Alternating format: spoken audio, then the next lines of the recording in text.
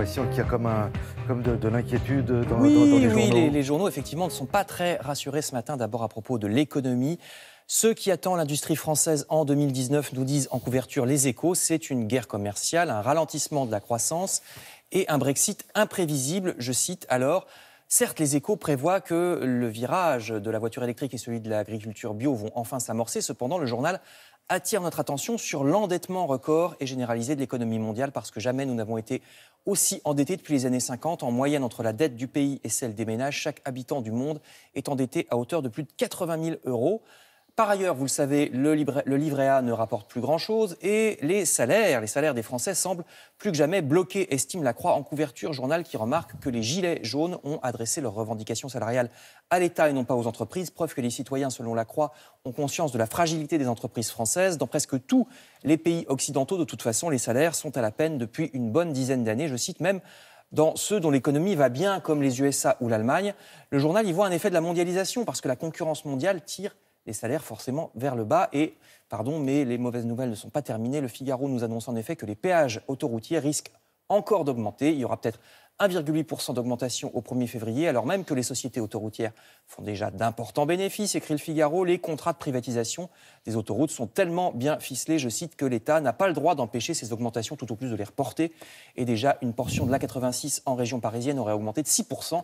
Et de plus, certaines autoroutes, c'est pas fini, autour des grandes villes qui sont actuellement gérées par l'État, pourraient à leur tour être transférées au privé parce que l'État n'a plus les moyens de les entretenir. Je cite encore le Figaro. Voilà donc pour l'économie, mais les journaux voient également une instabilité politique au plus haut niveau de l'État. Emmanuel Macron est contraint de réorganiser ses équipes, titre en couverture Le Figaro. La garde rapprochée du président s'étiole de plus en plus, estime même l'Humanité. Après le départ de Nicolas Hulot, puis de Gérard Collomb, c'est au tour du directeur du service de presse de l'Élysée. Depuis quelques mois, d'ailleurs, il y a eu aussi une conseillère en communication, une conseillère spécialisée Moyen-Orient, un conseiller parlementaire, une salve de démission qui n'est pas terminée, croit savoir le journal communiste.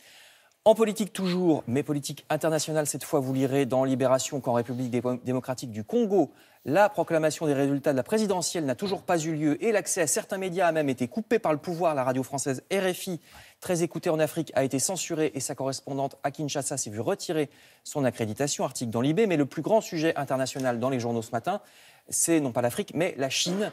Où s'arrêtera la montée en puissance de la Chine? Le Parisien aujourd'hui en France ou bien Libération raconte cette puissance sur le plan spatial. La Chine venant de poser, vous le savez, un engin sur la face cachée de la Lune. Puissance spatiale, puissance militaire, puissance médiatique aussi, puisque c'est également de Chine qu'arrive en ce moment la toute dernière application smartphone à la mode chez les jeunes. Ça s'appelle TikTok, appli de partage de vidéos que vous découvrirez dans Libération, puisque vous, je suis sûr que vous connaissez déjà, bien sûr, Thierry. Ça, vous pouvez me faire confiance. Dans Libé. Et puis je termine, hélas, avec une histoire tout à fait effrayante que vous lirez dans Libération également. C'est au Mans. C'est une femme devenue paraplégique après avoir été défenestrée par son compagnon. Eh bien, cette femme n'a pas obtenu le maximum des indemnités. Pourquoi? Parce que la commission d'indemnisation des victimes considère qu'elle n'avait pas à rester chez elle. Parce qu'elle est partie, puis elle est revenue parce elle avait appelé le 115, personne ne répondait, enfin il n'y avait plus de place. Donc voyez l'article de Ouest France ou bien Libération avec la secrétaire d'État chargée de l'égalité homme-femme qui s'étonne de cette décision. Et qui, je crois, va s'occuper de l'affaire personnellement, a-t-elle dit. Je crois. Merci beaucoup, Frédéric Villon. On se retrouve tout à l'heure pour une revue de presse culturelle cette fois-ci.